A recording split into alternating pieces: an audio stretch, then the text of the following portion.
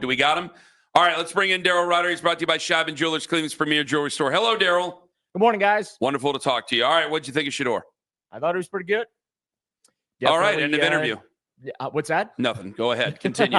No, I think he deserves a little longer look after that performance. I mean, if he's able to do that with as little opportunity as he's gotten to camp to date, I'm almost excited to see what he can do with even more opportunity. Where is he on your depth chart now? I have him third. Oh, who's ahead? Hey, that's moving on up in the world. I'm sticking with the two veterans because, look, I mean, as good as Shador was, he's not ready yet. But I do think that he should leapfrog Dillon Gabriel. So I've got Joe Flacco, Kenny Pickett, Shedeur, and then Dillon Gabriel. You said not ready yet. Not ready for what? Not ready to start regular season. Oh, okay, regular season. Yeah. All right. Yeah. I mean, there's some things that still need to be cleaned up in his game, but the way he handled and was successful in just about every situation that was thrown at him was really impressive. The way he was able to make plays, extending plays, 9 offensive possessions, 3 touchdowns, those, good results there. Had a nice 3rd and 9 conversion on a 10-yard run. Moved the pocket, threw on target, threw receivers open. The only thing that concerned me about that performance the other night was he had a couple of situations where he turned his back to the line of scrimmage and was running for his life. And I think in a real live NFL game, those are like 30-yard losses, and that's not good. So that is a habit that they're going to have to, break. But just overall, I thought he did a really, really good job and is deserving of some more reps here in camp. Daryl Ruiter with us. So what do you think it means for this week? I thought all along, like it was Flacco's week last week with Carolina. I thought this was going to be the week of Kenny Pickett, but, we heard Joe Thomas on the broadcast, and we're going to hear more today from Kevin Stefanski live at 9:00 right here on the Fan, that, he could be out another week and a half, Kenny Pickett. So how does this work? Because you're also trying to get these guys ready for actual football, and this is a huge, huge week for this team. Well, I think it's a huge week for Dillon Gabriel. He's got to get healthy, first and foremost. And then if he is able to be healthy, he's going to have to go out there and perform, which he's not done to this point. So he's going to have to go out there and perform and show everybody why the front office won't shut up about how great he is. Even though, again, we don't see it on the practice field, but that's all we hear is just how great this guy is. So it would be nice to actually get tangible evidence instead of from the ears with the eyeballs. So this is a big week for Dillon Gabriel, in my view. The pressure now is on because Shedeur, getting the limited work that he got, was able to do that. And Dillon Gabriel's first up an 11-on-11 pretty much on a regular basis, with the rare exception of little Joe Flacco getting sprinkled in here and there. Dillon's got to show out this week, in my view, if he's healthy, and especially Saturday in that preseason game against the Eagles. He's got to play. He's got to play just as well, if not better, in my view, than Shedeur. Oh, I totally agree. Daryl Ruiter joining us here on the show because it's where we're headed on this. I keep saying, guys, we're not out of the woods. We're just stepping in him because if he goes out there and he does not play well, talking about Dillon Gabriel, and say Shedeur gets time and he does actually play well against Philadelphia. I don't care if it's against 1s, 2s, 13s, doesn't matter. If Dillon Gabriel is still ahead, there's going to be more questions asked about the Browns than just a couple. Well, we'll know the answer, though. It's draft position bias from the organization.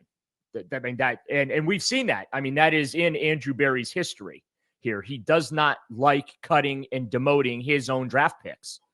And unless it gets to a point where he just absolutely has to give up on them. So you're right.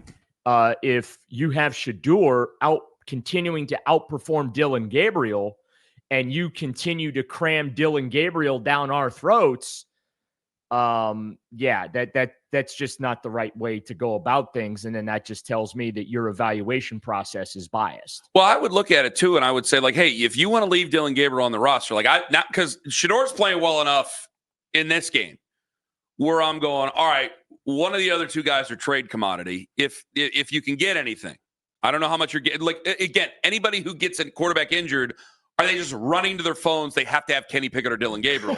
I don't think that's happening. No. But do any of them become currency?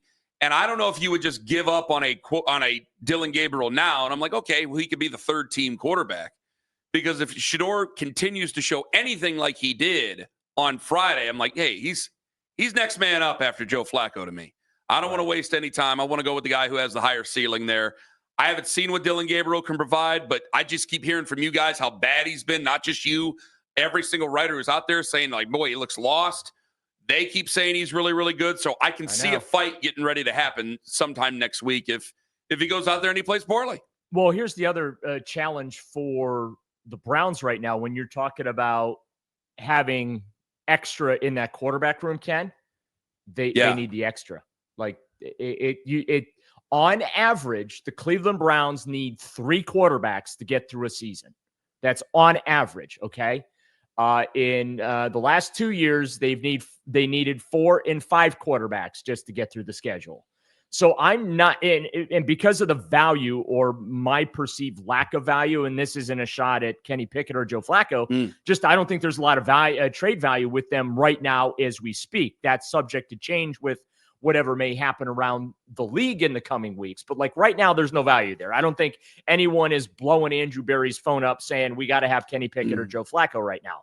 And that's fine. So I think it's actually smart if the Browns keep all 4 of these quarterbacks, because my fear is they're going to need them.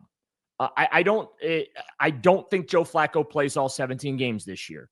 I don't think Kenny Pickett's going to play all 17 games this year. And certainly the rookies are not going to play all 17 games this year. So there's no urgency from my standpoint to pare down that room. Leave the 4 guys in there. That's fine. You'll waive Tyler Huntley as soon as Pickett and Gabriel are healthy enough, right?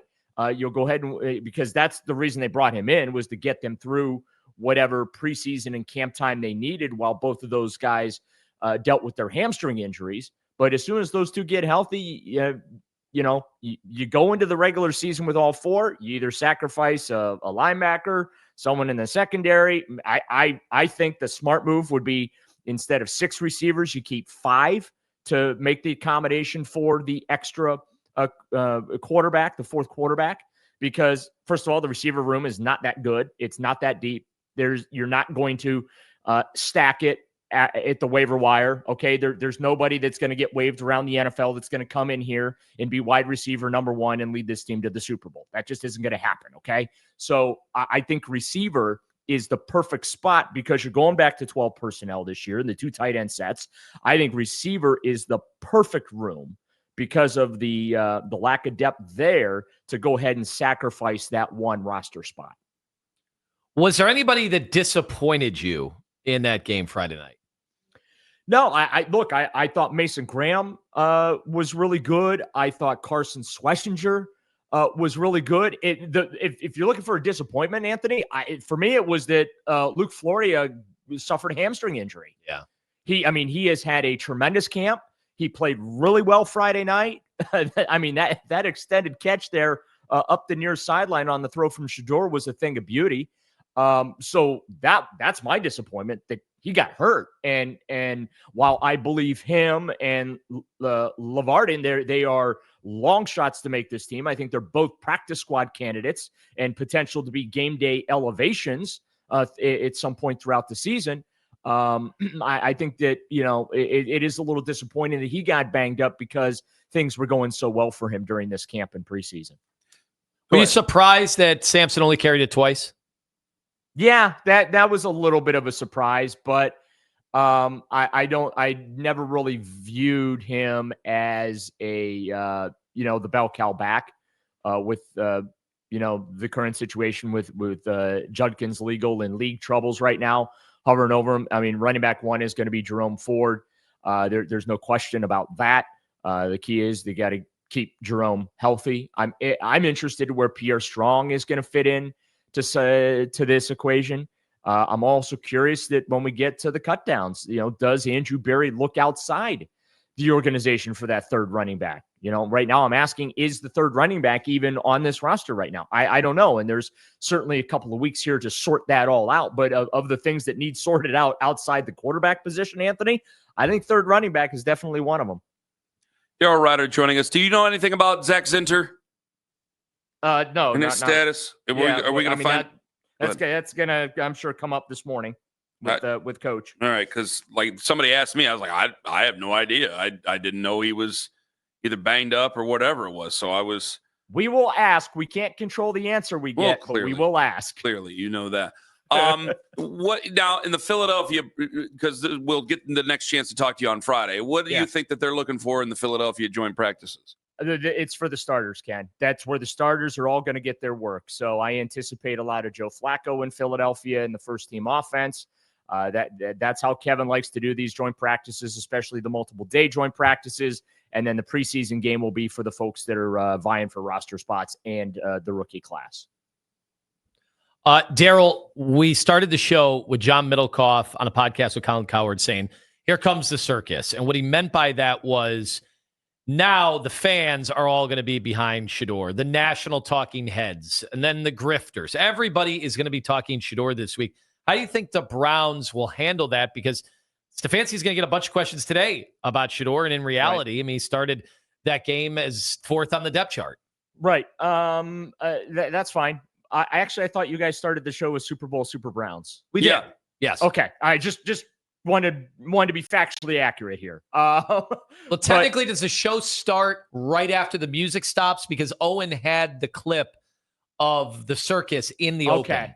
Well, then discredit everything I did, Daryl. You know what? I'm sorry, Owen. I feel awful about that. But for me, the show starts with the open. So not worried about the circus though. No, because I don't think that there's going to be a media circus. I'll make it a media circus. No. Hang on. I will make this something to see. Not today in Berea. I don't think the national media is descending upon Berea today. They might descend upon Philadelphia later this week. But I don't think that the Browns are going to be too caught up in the external with Shedeur. They certainly have not been to this point because if they were, he wouldn't be the fourth quarterback on the depth chart right now. So I don't think it affects them or their decision-making process.